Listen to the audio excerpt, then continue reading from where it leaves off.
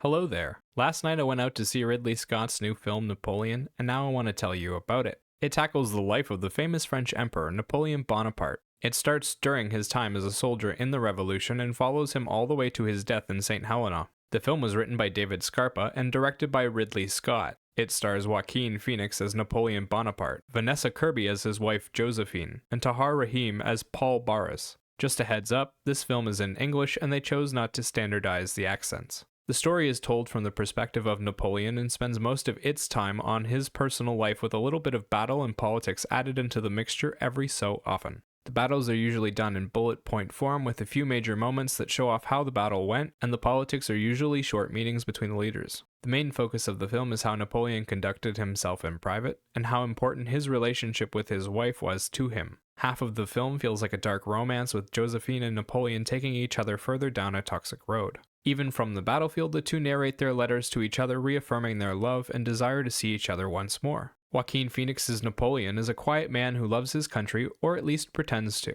He never speaks of his ambitions, except to his wife. On the battlefield, he is a cold and calculating general who defeats his opponents through precisely executed battle tactics. The only thing in his life that brings him joy is his wife, Josephine. Whenever he's around her, his eyes light up like a child's and he runs to her without a care in the world. He's childish and silly whenever she's near, but turns into a spoiled brat when she doesn't focus on him. Vanessa Kirby's Josephine is a high-class woman who doesn't mince words. She tells Napoleon exactly who she is and never hides her serious nature from him. His childish nature makes her laugh and lighten up. The rest of the cast plays generals, royals, and servants that surround Napoleon throughout his life. A few of them are given names and a bit of dialogue, but none of them gets a real personality. There are also a lot of extras as soldiers, citizens, and servants. Visually, the film makes use of grand sets and big scenic landscapes to tell the story of Napoleon's life. He travels between France and different parts of Europe. When he's at war, he's out in the wilderness with his men, surviving the conditions for a while until the battle starts. The battles are short, evocative scenes that capture the essence of the French wars for conquest, and then Napoleon returns to France. In France, we watch him engage in his relationship with his wife while taking political meetings. The balance of the film is about 30% political, 20% war, and 50% relationship drama. Sound-wise, the film makes use of classical tracks and instrumentals to set the atmosphere and amplify the big emotional moments. Outside of that, there's a lot of silence filled with ambient noise.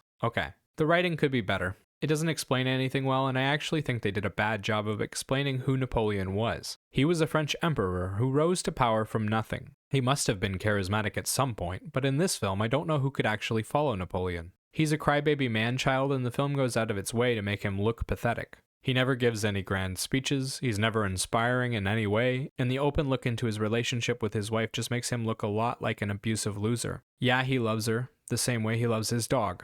As an extension of himself, he loves his own things. You also can't root against him. The film doesn't set him up as a villain or someone to hate. He's just a cringeworthy guy. That being said, Joaquin Phoenix and Vanessa Kirby are so charming in their scenes together and give off so much chemistry that it's hard to call their performances anything but standout. Phoenix plays the man-child in a hyper-realistic way. He comes off as a sniveling coward and a mama's boy. He's also a massive hypocrite, and yet somehow when he's acting silly with his wife, you can almost forget about all the bad things he's done and see him for the innocent person underneath. Then, next to him, you have the honest and graceful Josephine.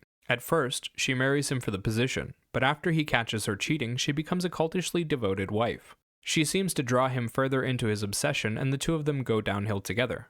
The general cast does a good job of playing the people around them, although they only get a little screen time. Even major characters in Napoleon's life like Paul Barras are left with less than 5 minutes. Visually, the film is beautiful. The sets are huge and majestic. They filmed in palace halls and places that normal folk could only dream of. Even when they're outside just lounging around, they're in some of the most beautiful locations possible. The battles weren't long, but they had a huge impact. They chose moments of great horror like Napoleon firing into a crowd of citizens with cannons, and big moments in the battle like when his troops fired into the ice at Austerlitz. Outside of the battles, there are also big emotional moments between Napoleon and Josephine that are exceptionally well done. They take place in dramatic environments, and the conversations between them feel intense. Sound-wise, the film does an okay job of setting the mood and propping up the atmosphere a bit, but it doesn't really do much for the emotional journey, and it's kind of boring and forgettable. They used slow, classical-sounding music, but it all kind of sounds the same because they didn't choose a good variety of pieces. It's just a lot of simple piano. Overall, Napoleon is a well-acted film with spectacular visuals and an okay soundtrack. The writing isn't good at all, but there are quite a few enjoyable moments in the film, and if you don't take it too seriously, you can laugh at how incelly Napoleon is. As for a rating, I'd give this film a 6 out of 10. Remember, these are just my thoughts on the film. Let me know what you think in the comment section below. Bye bye.